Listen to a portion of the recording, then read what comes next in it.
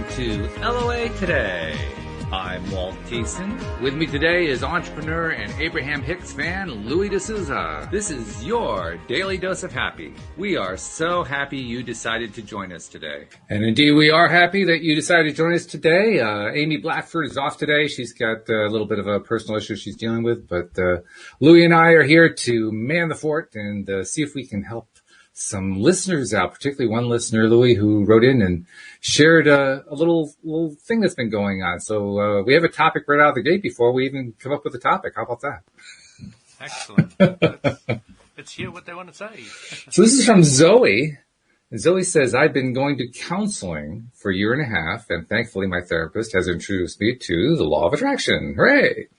Lately, I've been experiencing a lot of resistance to relinquishing control, as well as having a hard time with truly loving myself and believing that my desires will come through surrender. I feel like I'm waiting for these principles to click into place for me because I've been thinking and talking about them for over a year. I know I am one choice away from fully committing to LOA, but having a hard time fully committing. Now, I've got several points in here, so in summary, first, she wants to know, what has your journey been like in discovering love for yourself? How did you switch your internal script from negative and critical to observance and grace? Number two, was it easy for you to relinquish control, or how do you lay down control over making things happen? And three, lastly, I guess my question is, how did you fall into the trust of law of attraction? Was it scary, hard, or did it just happen without you really noticing? So a multifaceted question for us to answer today. Yeah, it's a great question. It is a wonderful question. Yeah, it's a great set of questions. That's what it is. Yeah, so where do you want to begin on that one? The last point on her question there is all to do with how did you come to trust the law of attraction? And it's really quite simple. The answer is to put it in practice. And there's no reason to believe it. There's no reason. I don't need, if I'm teaching anybody law of attraction, I don't ask them believe it. You know, it's really not important to believe it. But what it is it's an idea. You understand the philosophy. You put it in practice, and if it works for you, as Buddha says, it's yours. And if it doesn't, go do something else. And it's a philosophy I've used for everything in my life. Is basically, is it practical? Does it work for me? And if it doesn't fall in that category, I just throw it out, you know. So, by the way, Neil is one of our co-hosts. Neil is tuning in. He says he can't hear you very well, so if you got a way to turn up your mic, that'd be good, or maybe get closer to your mic. Yeah, okay. Let me just see if I can do something there. No problem at all. While you're making your adjustments, I'll make a couple comments of my own along the same line about the trust factor, because I personally agree that the trust factor is the most important thing. So I understand where you're coming from, Zoe. And I think, kind of like Louis, the trust comes from simply applying, simply just doing stuff. I like to remind myself that I am already an LOA master. I have been all my life, and that the evidence is my life, because everything that's in my life, I created. The hardest part for me was coming to terms with the fact I created all this. I made it all. It came about because of what I had been thinking on and focusing on and vibrating on and all that good stuff. That's where it all came from. Now, I did most of it before I even knew what the law of attraction was. So I was doing what we call default creation for so many years of my life. But when I finally came to realize that I made it all happen, it got easier for me to trust it. Really learning, and I think what we're all really learning, is how to apply it deliberately, you know, with conscious focus. That's why we call it being a conscious creator. And again, like that just takes some practice and just, you know, applying it. And I think the biggest part, and Louis, we've talked about this with a number of co-hosts over the last few weeks. It's noticing the connections between what we're focusing our attention on and what actually happens in our lives. Not necessarily, you know, I'm trying to attract a new home into my life or a new love into my life or a new career, but just the little things that happen, because the little things are happening all day long. And every single one of them is coming right out of our consciousness, what we're paying attention to. So I think that's probably the best way to learn trust is you just notice those things more and more and more. Before we get into law of attraction, before we're even aware of it, before it's been presented to us as a concept, we don't pay any attention to that. Why would we? Who's going to pay attention to, well, I was thinking about this on Tuesday and on Wednesday it showed up. I mean, that's just not the way human beings normally work. So the skill is really in noticing. The skill is learning how to pay attention to what we're already doing. And you do that long enough, you begin to realize, yeah, wow, I really do create my own life. How about that? So that's my take.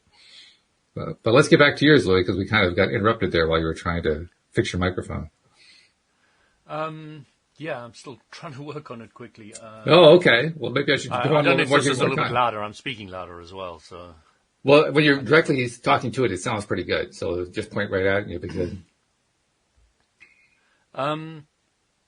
Yeah. Is that better, Walt? Yeah, when you're looking right at that microphone, that sounds really good. Okay. Just got to bring this up again. So, the law of attraction is something that, even though I was really spiritual, very focused, followed spiritual paths from the age of 8. I've been a seeker. I've looked at many modalities, gone into different groups, etc. Learned tons from so many groups and different people. Still, it took me 3 years before I really fully integrated the law of attraction in my life. And it was surprising to me. I thought I would get it much quicker and easier, but it really requires a very clear understanding what the law of attraction is, and I find that is the key to understanding it and working with it, and it's the thing that I've found a lot of people don't do. I was shocked how many people loved Abraham Hicks, and when I started questioning them, what was Abraham Hicks teaching, they didn't know. They gave me bits and pieces, but they really didn't have a clear understanding, and I was sitting there going, what? Come on, guys. And then I started realizing that what people do is they jump into the YouTube videos, listen to all the good stories, feel good, and that's the end of it. Oh, yeah. Instead of going to their YouTube channel, starting at the beginning, listening to the first ever, they've got a whole range of different videos which they put on. They've got them in order. And if you start at the beginning, you really understand who they are, first of all. They're a collection of 200 non-physical entities, etc. You have to get your head around all that. Then you have to wipe that all aside and get into the meat of what they're teaching. And then when you get into the meat of what they're teaching, then you find that the best way to do that is to teach other people. And once you're teaching other people, you find it integrates in your life. Once it integrates in your life, you start finding it integrates in your family. Once everybody in the family is on board, you find that you've got a kind of a community that everybody's heading in the same direction with the same information, etc. And you start seeing how brilliant it is for your 5-year-old and for your 12-year-old. And you start seeing how they're starting to use it, and then the momentum builds up, and then suddenly things just blow out of all proportion. And, I'm so excited about what the future is going to hold and where we're going from here. I've only just begun in my mind, even though how many years, 4 years we've been talking together now, and right. I kind of feel like now's the time, now it's going, now it's built up enough momentum that things can really start flying. And we're excitedly looking for a property in the country now, and we've got a whole lot of feelers out and things going, and it's just so exciting. There's so much visceral enthusiasm where before it would be, oh, can we afford it? Where can we go? What can we do? All those things are gone. The law of attraction doesn't require any of that, and it's not helpful either. So, you wipe away all the practicality, you get all the visualization clear in your mind, and, looking for something. I've always said forever, I'm looking for a property that's near a big body of water, near a mountain, or on a mountain. Or it doesn't have to be a big mountain. I've got clearer and clearer parameters at the moment. You won't believe how clear they are. My wife and I have sat down, we've structured things, and we're just excited about what's going to come out of it all. We've seen different things happening. My brother seems to be wanting to go to the same area as us in the country, so we may move to an area where we've got the rest of the family around. So, really, really happy about how magically it's already, even though it's in the planning stage, starting to manifest. And, we haven't even been started on it long. It's probably been half a month already. And, both my wife and I are just sitting there saying, yeah, this is so good. We can move here, we can do this, we can do that, and things can fall in place and all the rest of it. So we just say, let the universe work out the different factors that are involved in getting us into those situations. And truly, I'm not interested about how it happens. I'm not, but you're rare. The law of attraction can just, you've got so much trust and faith as who was the person who wrote in? It was Zoe who wrote in. Zoe was saying, you need to learn to trust, and that trust is there already totally, It's just, it was just total trust the way that whole Jaguar manifested, and it's just, that whole planting the garden and doing the beds, etc. Everything just fell in place, one step after another. The weather, the rain, the timing, the amount of wood, everything just fell in place. So it's really quite exciting, Neo asked a question that was a good one, because I can imagine not a lot of people necessarily listening to this podcast, because we have some pretty advanced conscious creators listening to this podcast. But I can imagine there are some people out there who might ask his question, which is, he says it helps dramatically when your spouse is involved, and you make clear how your spouse and your family have all just kind of come on board. But he's asking, any suggestions for people who aren't that lucky, quote unquote? I'm not sure it's really luck. I don't think he really thinks it's luck, but it's a good word. I would just say visualize the partner of your life, or not your specific partner, but visualize a partner and that is very cooperative, etc., and works together well in your life. And let the law of attraction bring the cooperative components. Now, they can bring it to your existing partner or have a changing partner or right. Anything. But if you keep your focus on what you want in that relationship and how you want it, the law of attraction will bring in the cooperative components. Your partner will come to you when they're more positive, et cetera, and all the things will start fitting in place. And when they start seeing that, oh my God, you manifest this, you manifest that, you manifest the other, then they're going to say, I want to know what you know. I want to know what you know, and I need to teach me, Like my wife did one day. She said to me, Louis, I want you to teach me the law of attraction. I'm seeing how it's working in your life, because I don't like pushing my philosophy on others, specifically my own spouse and family. So she came to me and said, teach me. So it took 3 days. And I pretty much owned the only thing I've done afterwards, after those 3 days teaching, because she's very quick off the mark.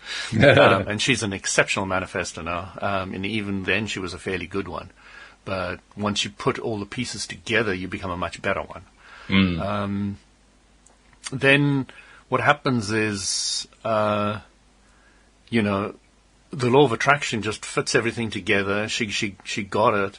And the only ring I'm doing at the moment, as I say, is taking different scenarios, because I've listened to millions of Abraham Hicks, when they take different people with different scenarios coming and sitting in front of them, and I explain to them how it works in that scenario, how the law of attraction, and it's very useful. That's one thing Abraham Hicks is extremely useful for, is giving you a whole range of every single possible different person and their problems and how they would solve it using the law of attraction. And that is very good. So get the basics of the law of attraction, Zoe. Go from there to practicing it. Go from there to teaching it. Just take somebody close to you who's vaguely interested. Anybody, doesn't matter where they are in your life. Take to them and say, I've got a test. I need to see if I can teach somebody the law of attraction. And that, just having the confidence to go out there and say, this is how it works. That's how it works. There's a 14-second rule. You must focus on what you want, not what you don't want. Every subject's 2 subjects, just get the basics, get them really solid, understand them, and then bang, you're off. You're flying, and life becomes so exciting. Well, since we did her last question first, let's do the middle question second. We'll kind of go in reverse order, because I think the middle question kind of ties in with what you were just saying. So let's go there. She said in that question, was it easy for you to relinquish control, or how do you lay down control over making things happen. So there's two aspects. One is taking control of your focus on what you want. The other one is letting go of expectations, worries, etc. So you've got a letting go aspect and you've got a focusing aspect. And if you don't get both right, you're kind of missing the power of the law of attraction. So it's very important to get your step one, your focus and your clarity on what you want really clear. So you get that, you understand this is what I want, you know, a house near a big body of water, near a mountain, and you want so many rooms, so much space, so much this, so much that. And then you visualize it and you sit there and, you know, you take in sitting in your window looking out over over the body of water, and you know you can see the mountains in the background. And Yep. You're sitting there near a fireplace, or not, as the case may be, or on your lounge. You've got big glass windows, and you know you're just enjoying the whole thing. So you know you just sit there and you have fun with it, and you let it go. Hey, I don't care. It happens. It happens. Doesn't happen. Doesn't happen. Yes.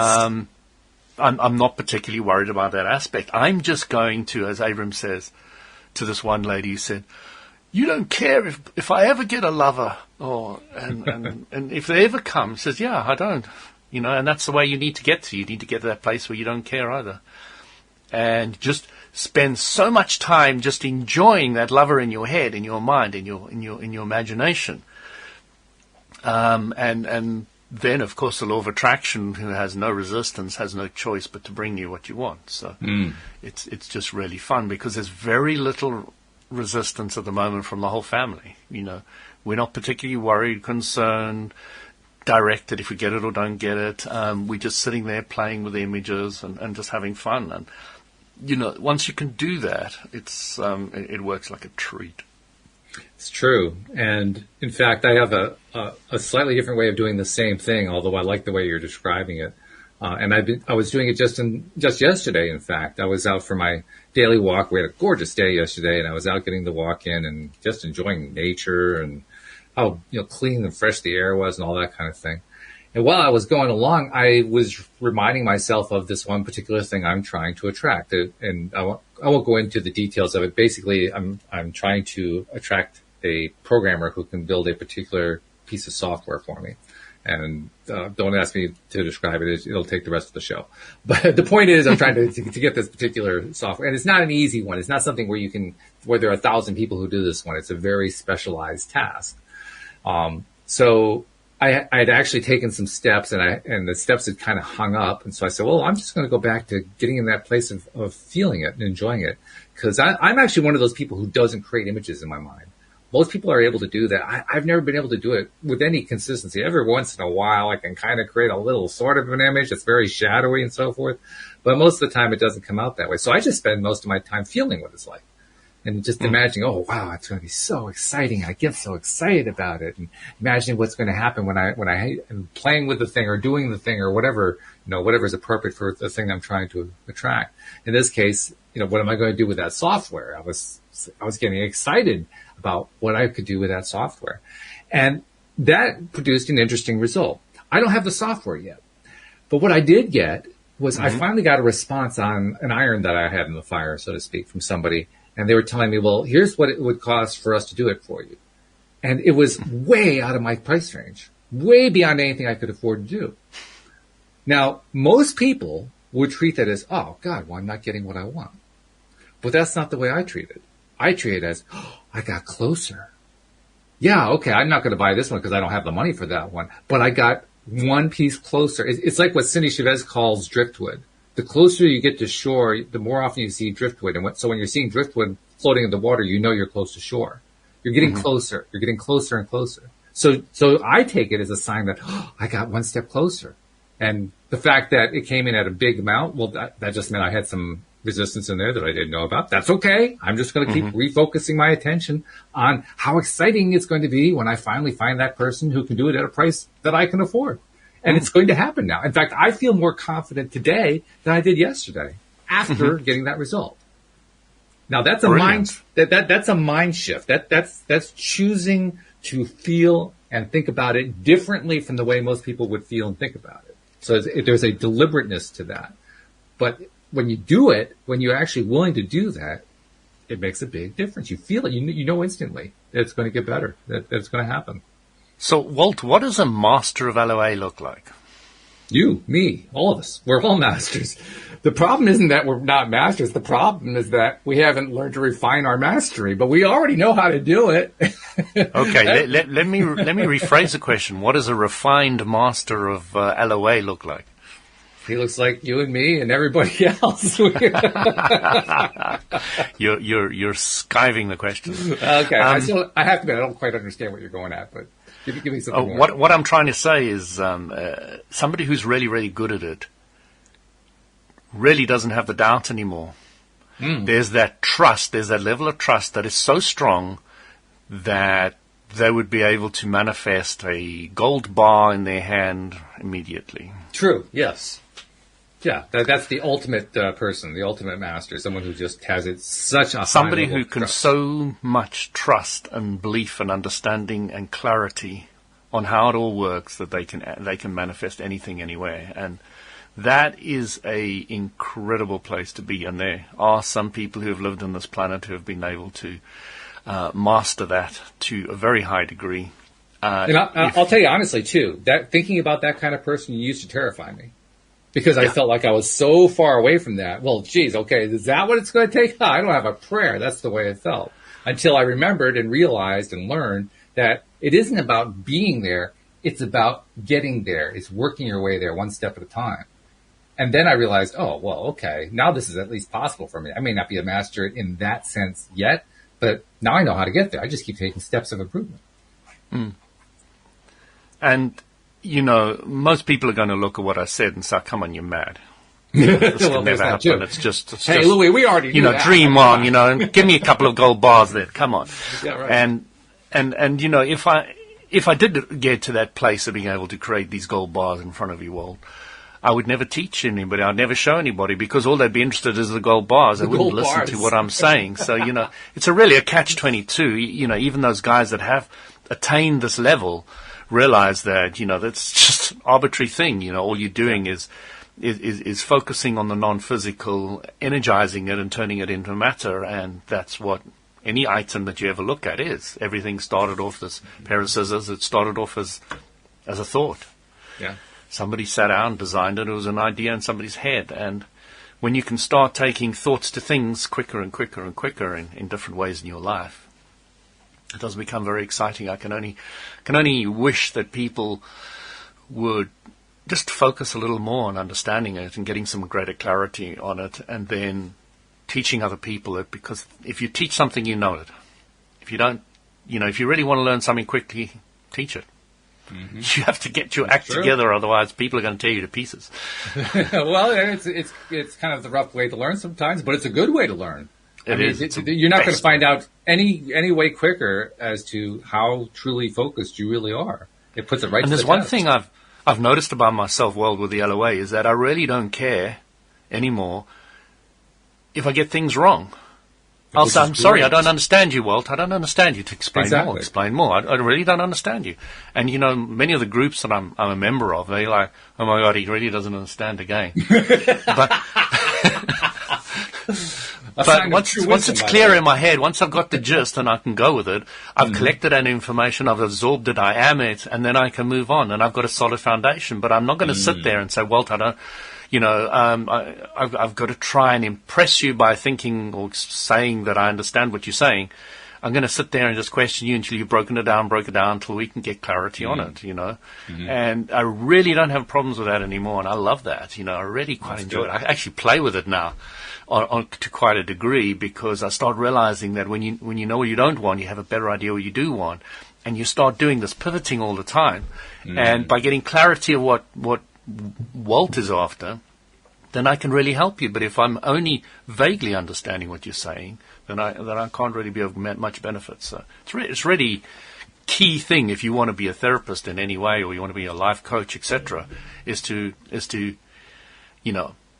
what therapists often do. They don't give you any answers. They make you get your own answer, or come up with your own answer. And it really is getting people to come out with where they're at, so then you can understand how to move forward. And I was watching a TV series which you might have watched, well, because it's political in a certain sense. It's called Designated Survivor. It's a White House thing where everybody gets blown up. Oh, yeah, I saw a piece of that. Yeah, I lost interest after the first 5 minutes, but yes, I'm aware of it. Yeah. So I took it up because I really wanted to understand a little more about politics, and I'm getting a better understanding about politics, specifically American politics, because it's quite interesting how everything fits together. And that movie started putting a lot of the pieces of the puzzle together in a story, so I could at least grab onto it and go with it. So I really learned a lot about American politics, which I was clueless about. I mean, I had no... So you learned exactly how messed up we really are. That's good. No idea. There's a basic principles of your statute. What are those basic rules you guys have got there for the Fourth Amendment, the amendments, or the amendments to the Constitution? Yeah. Okay. Yeah, the Constitution, and it's really somebody sat down and thought for a long time about them and gave them quite a lot of clarity. And I do admire America for trying to stick to that. Trying is the operative word. Trying is the operative word, but at least they've got a groundwork. A lot of countries don't have anything like that. That's true. Not with that level of clarity. So I have to admire that. So where were we? We were going talking about manifestation and the brilliance of it. So yeah. Well, let me bring in where I was going to go next, because there were a couple things. First, she had one other question, which I wanted to get to in a moment. Yeah. Actually, we can do that one next. She was asking specifically about love life, bringing love into your life. And the question that she raised was, what has your journey been like in discovering love for yourself? I want to put that one aside for a second. I want to bring in the other one, because the other one actually comes off of Neil again. Neil has been listening in the live stream, and he threw in something that I'm pretty sure he doesn't actually believe in, but he's throwing up some great questions here that you will see often as objections or resistance points or whatever when people are trying to learn how to apply the stuff in their lives. He says it sucks when you're manifesting a bigger house, but the rest of your family is manifesting more of the same house you're already living in. And, that's a very, I can't say that's an issue that comes up a lot in terms of trying to find houses. You don't get a lot of people online saying, well, I haven't found my house yet because my family doesn't believe in the same kind of house. Neil, I love that question, and I want you to ask you to jump on live. Come speak to us directly. I mean, yeah. I love it. It's just so cool. I keep asking to. He comes on Fridays, but, I can't seem to get him on. Believe me, you're more than welcome. But it is a very important question. So what you're doing is you've got a family unit, and one train is going that direction, the other train's going the other direction, right, and they're cancelling each other out. And that is a fact, because our entire family is on the same page with us, it's really going to be easier. It is going to be easier. Yeah. And when trains are going in different directions, it's not impossible. The universal law of attraction might split you up from your family and you land up over there. The universal law of attraction can do many different things to give you what you want and still work out in some way or another that works out for almost everybody. But everybody's got their own personal vortex of ideas and focuses on what they want, and that's going to take precedent no matter what you want for them. So, the universal law of attraction can find a way of, you get a job that's in this beautiful big house that you want, and you only go back certain times for the family, or the family comes visits you there, or, there's so many scenarios which you probably haven't even dreamt about.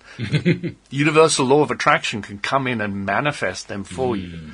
And then, after your family has been to your work address and spent some time in the bigger, larger, nicer house, then they will start being able to feel more comfortable in being able to manifest that and see it, etc., etc. So, the amount of parameters and the ability that the universal law of attraction can find ways which you hadn't even dreamt of is just so true. I think it says something in the Bible very similar to that.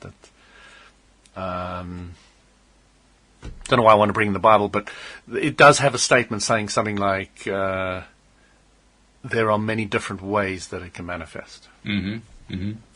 Yeah, that's true. That's very maybe true. somebody remembers that saying. But I don't know which verse you're talking about, so I won't try to venture a guess there. Yeah. I'm really concerned. It's not that important. It's a concept which is important. No, that's true. That's true. I guess the thought that went through my mind, though, as you were describing that, and I think you were absolutely right on, is that when we are concerned about what our family is doing or about what anybody else is doing, that they're not in alignment with what I'm trying to do, I like to remember what the ducks do, particularly what a mother duck does when she wants to get her baby ducks to follow her. And probably the best way to describe it is to describe what she does not do. She doesn't go over and chivvy them into line. She doesn't squawk at them. She doesn't start quack, quack, quack, quack. She doesn't start doing anything like that. She simply starts waddling in the direction she wants to go, and all of them line up behind her and start waddling along with her. In other words, she trusts that they're going to follow them if they're ready to follow her. And because they're her chicks, she's, their mother, they follow. It's not even a question for her of needing to get them to do anything at all. So I think the same thing is true. You're talking about a step 1 that has no step 3. Yeah, pretty much, yeah. You're talking about a focus that is so clear that it doesn't have any resistance, and therefore right. The chicks have almost no power of their own, but they will fall in line because. And there's a phrase that goes along with it that I think is really helpful. It's one that I discovered very recently. Somebody posted it somewhere, and the phrase is, "It's none of my business what you believe." When I remember, it's none of my business what my family members believe, then it's not up to me to try to figure out how to get them to go along with me. It's not up to me to try to figure out how to get their train to go in the same direction as my train is going. It's really not a relevant question. What's relevant is, where am I going to be putting my focus? And if I am willing to stick to, this is where my focus is going, and they can go where they want to, come what may, well, one of three things is going to happen. Either they're going to change their focus, and you're all going to get there together. They're not going to change their focus. They're going to insist on going the opposite direction, and the relationship, which sounds like it needed to break apart, will break apart. Or the third one is that they're going to just kind of go with the flow, and then they're going to end up anyway, even though they decide to not make any changes. There's really no fourth option. There's no other possibility. They're either going to fight it, they're going to go with it, or they're just going to go by default. And two of those three get you there. One thing I've learned, Walt, which will sound maybe weird to a lot of people, is, how do you put this? I'm very clear about where I'm going, and if my wife wants to go in another direction, that's completely up to her. Yeah. I will just say, I wish you luck. Please go in your direction. Right. And if that's where you want to go, go. And I can do that right here and right today. If my wife says to me, I don't want to be with you anymore, I want to be over there, I'll say, please go. I want the best for you, and if that's what you want for yourself, go. And, I may be a bit distraught or sure. Concerned about it, but there's really a clarity in me that everything will keep on working out. That's right.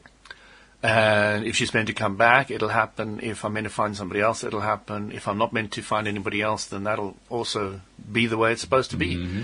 And there is there's a total surrender to letting the universal law of attraction find the best for me.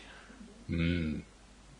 Yes. And I know very few people who are in that place, because it is a tough place. A lot of people want to demand, I've come across a few possessive males about their spouses. And it's really confused the hell out of me. I'm talking to their spouse and they're getting hugely upset with me, and I'm just going, weird. If I was like that with my wife, I don't know. And it is a very different way of looking at it, and I find it very. I've been jealous once in my life, and I felt the most disgusting, sticky, yucky thing that I've ever experienced. Yep. And it wasn't that easy to drop either. And it's really not. The circumstance was really wacko as well. No, well, that's a matter of course, I think.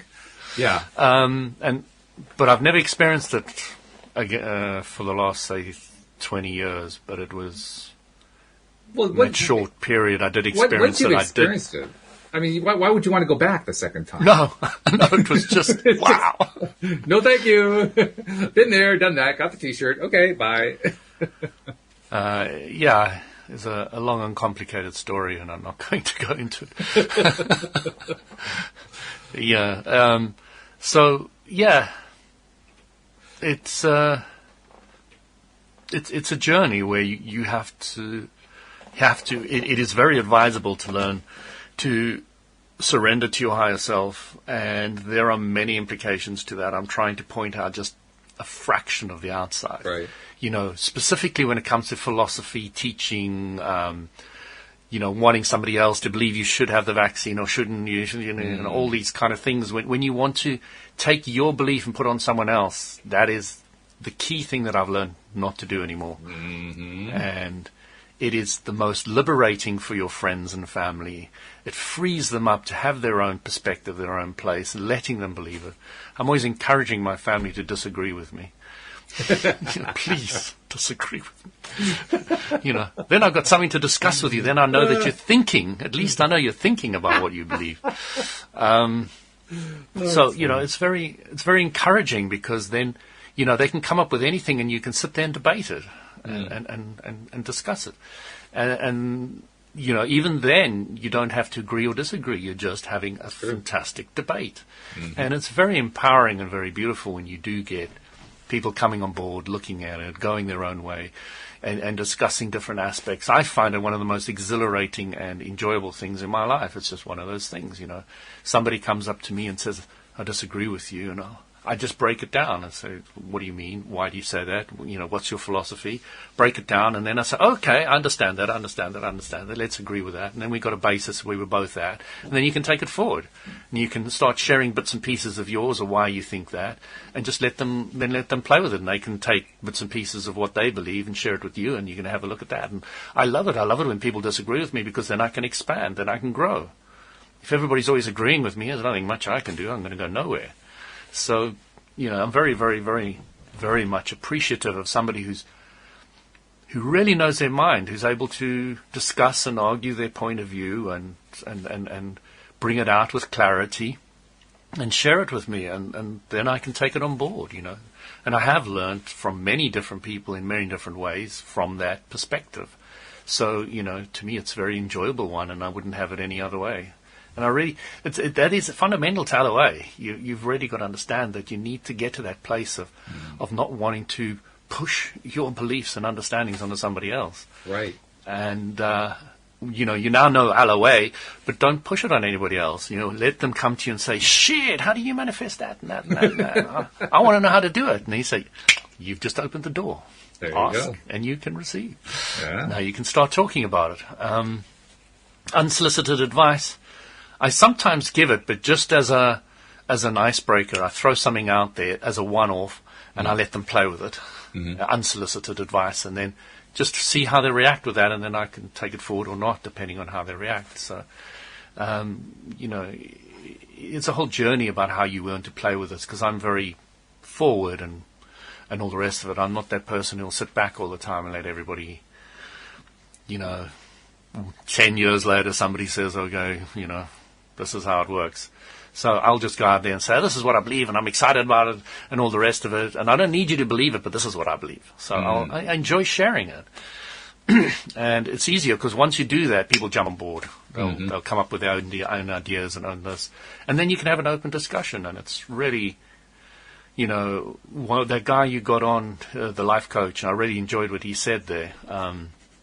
What was his name again? The guy came... was that Andrew? I'm not sure who you're referring to. Andrew Cap? Yeah, he was just brilliant. He was just saying that, one of the things that he has gained or appreciates from the law of attraction is watching the light bulbs go on with people. And it really is a satisfying feeling, getting somebody else to start thinking in a slightly different direction and having their viewpoint, enlarged. It's a beautiful place to be and to expand to. I have no doubt about that. I wanted to tell you a story, your little thing about how you like learning about American politics, and you like having a discussion with somebody, a debate where everybody's just doing the debate because they just enjoy doing the debate, that kind of thing. it reminded me of something that happened over the weekend with another co-host, Daniel Mangano. He and I were exchanging some text messages.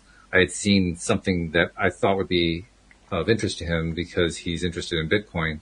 And so I shared it with him. Basically, I won't go into the details of it, but basically it was something that suggested Bitcoin could be in a little trouble right now.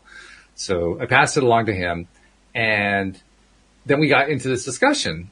And it was a really interesting discussion in that it definitely could have had political overtones if we really wanted it to. I mean, a lot of what we talked about is stuff that I have heard from people who are discussing that particular topic from a political perspective. And on points that are often where people dig in their heels, like, oh, well, this is the only right way to understand it and that kind of thing. Well, we kind of started touching on some of those points, and a really funny thing happened. We started losing track of what each other's argument was. And when I say that, I mean, it got to the point where I felt like I was trying to clarify at one point. He thought we were clarifying a completely different point. I'm not really sure what his point was, and I don't think he was really sure what mine was, because at one point he said something that just didn't connect at all with anything that we'd said. So I said, okay, I'm lost. I have no idea what we're talking about. And he came back and laughed and said, yeah, I have no idea what we're talking about either. So instead of, my point is hanging on to something that you gotta take my point of view. We weren't so invested in that way. We were just kind of tossing ideas around, and when the conversation kind of went in divergent directions, we didn't care. It wasn't a big deal. It wasn't a big deal at all. So we just kind of laughed it off. But I could just as easily have seen that one, where the same discussion was being had by two different people who came at it from two different political viewpoints. And because they were not connecting on the same point, they were basically looking at it with two entirely different perspectives. They could say, yeah, well, but you got to do this. Yeah, but you got to do that. Yeah. And it could have turned into this big tussle. So why didn't it? Well, it's because neither one of us, first of all, is connected to the argument in any big way. It was just an intellectual discussion that was kind of fun. And second, we don't need the other person's approval. We don't have that desire to say, oh, you've got to believe what I believe, or else, it's the end of the earth. It's the end of civilization as we know it. You can't have your head buried in the sand and all the other stuff that people tend to say, when they're so worked up about something. So I just thought it was kind of interesting that the argument just kind of fell apart because we were on two different points. So Walter, I'll explain to you how I now understand what is happening in that scenario. Okay. What is happening is one person is taking a subject. Yep. And to understand it, what mankind has been doing for centuries is you break it down, break it down.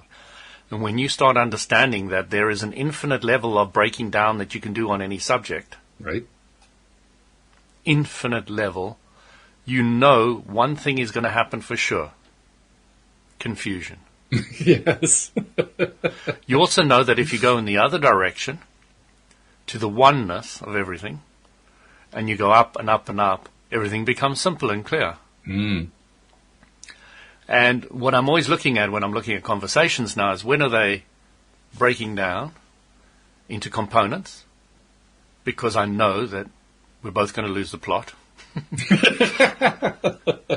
And it happens every time now, because I've got real clarity on it. I can see it happening. And then I start shifting it around and I start taking it back up to the one. Mm-hmm. And if you get very aware, you can start implementing this in conversations. Mm. And you really start understanding that, out of the oneness comes the two, and out of the two comes the four, and out of the four comes the five. Mm. Head, 2 arms, 2 legs, 5, and then so it splits into more and more and more, and then you get this complicated body where if you dive into it, you've lost the plot completely. When you go into atoms and molecules of the body, you really start going to infinite levels of expansion and differentiation, and you will just get confused. Mm-hmm. When you go down into that level, you forget that you just need to breathe and shit and eat. It's really quite simple in the end of the day, but if you want to, you can make it really, really, really complicated. Mm-hmm. So yeah, it's it's great when you get to that level. And I know Zoe was talking about relationships, and I probably want to cover that in. I do want to get back to that. Yeah, yeah. The question that she had there was, "What has your journey been like in discovering love for yourself? How did you switch your internal script from negative and critical to observant and graceful?" Well, LOA is a tough master. When you start thinking negative thoughts about your partner, you know they're going to start bringing them to the table. Oh boy, is that true. You can put your life on it. You can stake your life on that statement. That's a guarantee. So you start saying the only person to blame is me. And that's the simple answer, Zoe. The complicated answer is I was very interested in women as a young boy in South Africa, and I never had a single solitary girlfriend till the age of 27 after I'd left South Africa. So I had 0 relationships. I mean, I hadn't even kissed a girl within 27 years. I'm like, okay, sure, somebody kissed me as a baby. No, we'll give you that one. We'll forget those years. We'll start from teenager up. I never had a relationship, nothing, nada. And I always wanted one. I'd love one. But, the first girl came to me and said, "What do you believe? Why do you believe that?" And there's the dust. There's the dust. Yep. And so I came to the UK, and I was able to leave a lot of who I thought I was behind, because nobody knew me. New slate, new people, new expectations. I could clean the slate, so I didn't have to carry that vibration with me anymore. And everything just changed, just like that. It's true. And, of course, I shaved my beard, and then the woman came running. Yeah. Yeah, well, I mean, for me, it wasn't quite that way, but it was the same idea. I let go of the old vibration. Yeah. And it was a vibration I carried for 20 years. Just leaving country from one to the other really helped. That'll do it. Hugely. Yeah. And I wasn't into LOA at any of the stage, by the way. So Me neither. Yeah, I ended up letting go just by giving up on having relationships. After 20 years of absolute frustration, I decided, okay, I'm a bachelor. I'm done. And so I said, that's when everything starts working out. Exactly. Yeah, that's exactly what started happening. I told all my friends, I'm done. Actually, there was one friend I forgot to tell. She's the one who introduced me to my wife. But other than that, I told everybody else I'm done with relationships. And then she calls up a month later and says, "Hey, I got this friend who wants to meet you." And I said, "No, I threw in the towel. I'm done." Fortunately, she was a therapist, so she was able to talk me into, making the phone call, which did lead to me meeting and marrying Louise over the long haul. But, that's what it takes. You have to let go in some way. In that case, I just let go of relationships, but it can be a change of country. It can be just letting go of relationships. It's whatever it's going to take to let go of the thing that is going on in your mind that says, I am so negative and critical in my way of thinking about my love life. That's what you got to let go of. And how are you going to do that? Everybody does it a little bit different. You tell me, how are you going to do it? It's up to you, Zoe. I remember then I jumped into a relationship for 7 years, and I started getting more and more unhappy in it. And then eventually I left it, which was the toughest thing I've ever done in my life. Mm. And then I said, just like you, I don't want any more relationships. Oh, really? Same thing. Okay. And then 3 months later, I landed up on a 5-day course, and I saw this girl, and I said, I like her. Mm. And immediately sat opposite her at lunch and started chatting, and everybody was watching this quite interestedly. And then we went out in the evening with everybody, and everybody put the two of us together. Of course they did, yeah.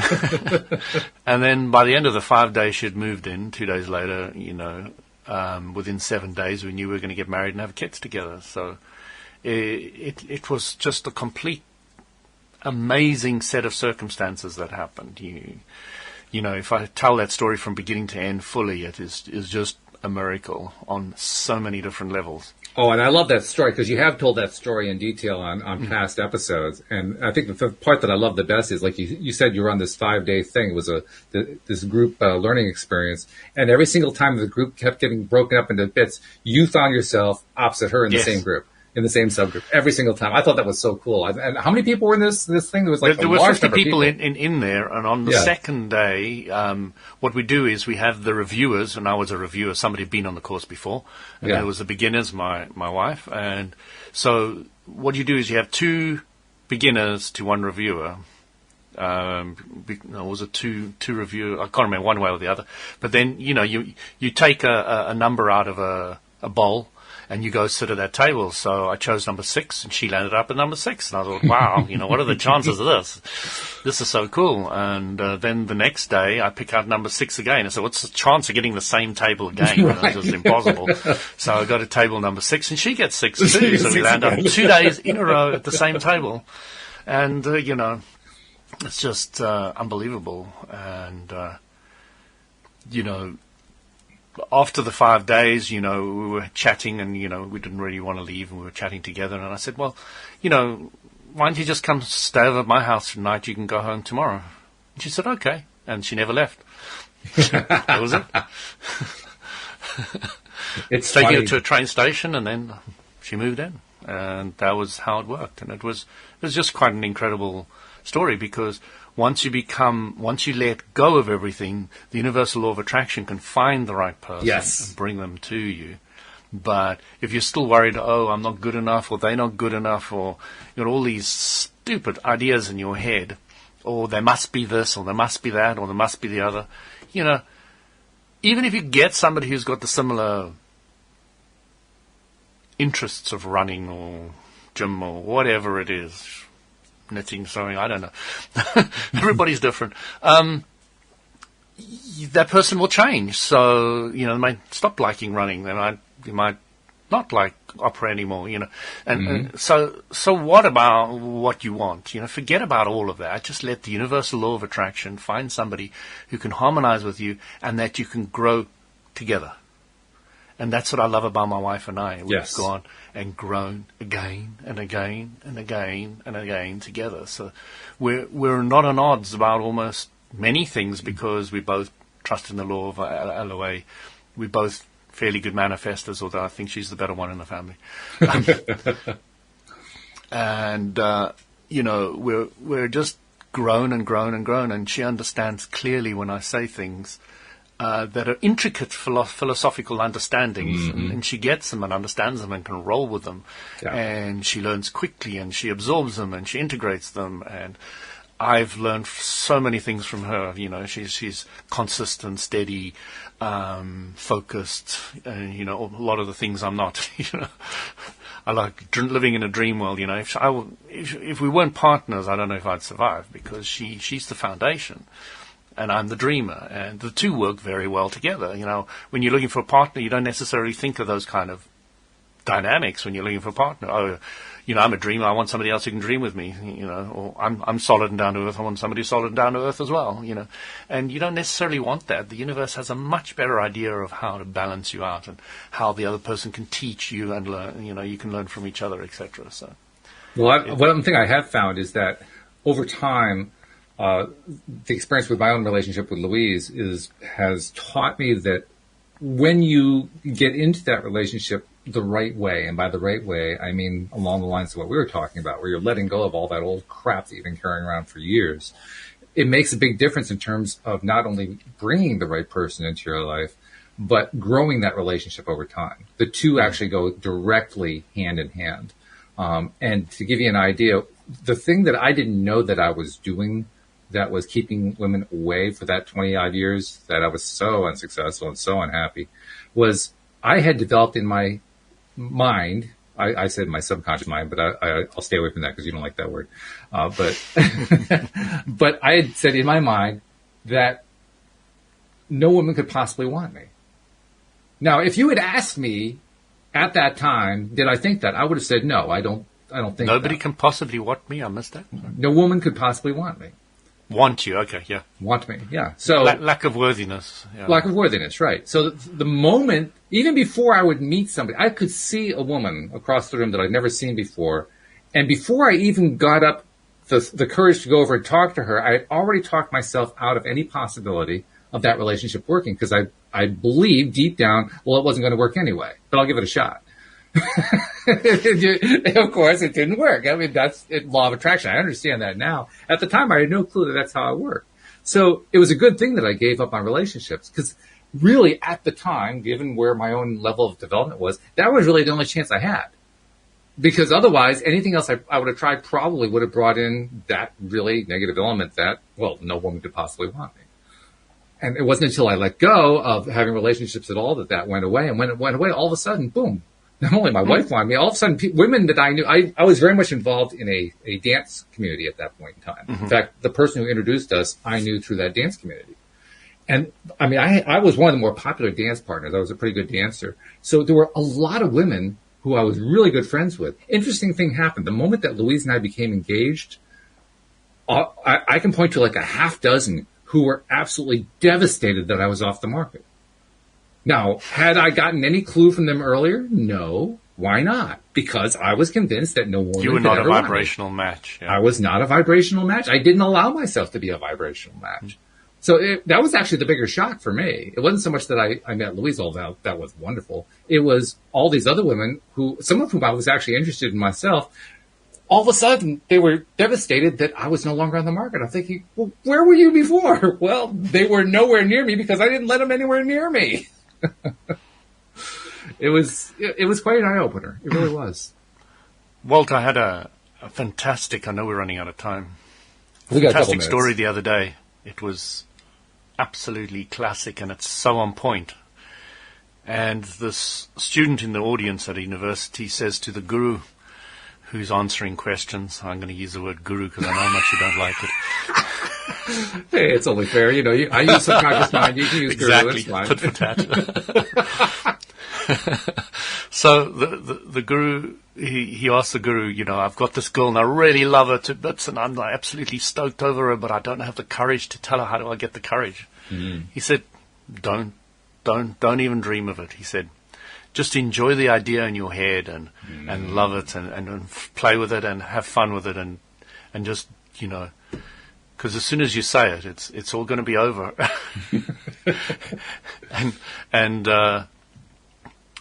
Because you're not a vibrational match, you're not in that place where you feel worthy enough for that individual. You know, you've got them on a pedestal, and you could never, you know, she's just too famous and pretty, or whatever the scenario is, that you can't, you're not worthy enough to do it. And from a vibrational point of view, it's not going to work. So he said to him, just milk it, absolutely milk it in your head. Just enjoy it. I said, but don't tell her. And I was like, this is interesting. I've never heard it said that way before. It's a good description. I mean, it's a little bit alarming when you hear it from the point of view of the person who asked the question, I'm sure. Well, what do you mean? No, never tell her. Oh. By the time he was finished, he had explained it and rounded it off. I really need to listen to it again. He'd rounded it off so well that the guy was clear that he should just not do it. Yeah. Well, I have to admit, that is a true guru, somebody who can actually teach. That's really what a good guru is. So, yeah, good stuff there. I do want to remind people to use the LOA Today app or just use an email. Send an email to walt@loatoday.net. If, like Zoe, you would like to have your question answered here on the show, because we love getting questions. I mean, it gives us a show to do, first of all. And second of all, it's just Thanks fun. for the question, Zoe. It was a great question, series of questions. It gave us a whole show and really good stuff, good questions to ask. So thank you, Zoe. And you know, be a Zoe. Send in your own question and you know, give us stuff to talk about. People who have done so, they often write in later on saying, wow, that was so helpful to me. So if you're a little worried that it's not going to be helpful, you know, take a cue from other listeners to say, yeah, it's been helpful for them. Guys, please challenge me. Please challenge me. Yeah, challenge us. Yeah. In fact, if you can find a question that Louis can't answer, I'm really looking forward to that show. I am really. You know, I look forward to more than you do. You do? Okay. Yeah. I mean, that's going to be if you shocking. can stump me, I'll be in heaven. Stump the Louis. I can stump myself. There are areas I don't know. There's many things I'm still unsure of or unclear of, and I'm starting to find more and more of those at the moment. So I'm really that's enjoying cool. them. So, yeah. Okay, that's good. Place for expansion. Yeah. So anyway, Amy Blackfield will be back next week. We'll be doing more with the Warrior Rules. But thank you, Louis, for your insights today. They were beautiful as usual. Thank you especially to our podcast listeners, without whom we would have no podcast at all. We'll see you all next time here on LOA Today. Goodbye, everybody. Take it, Ron.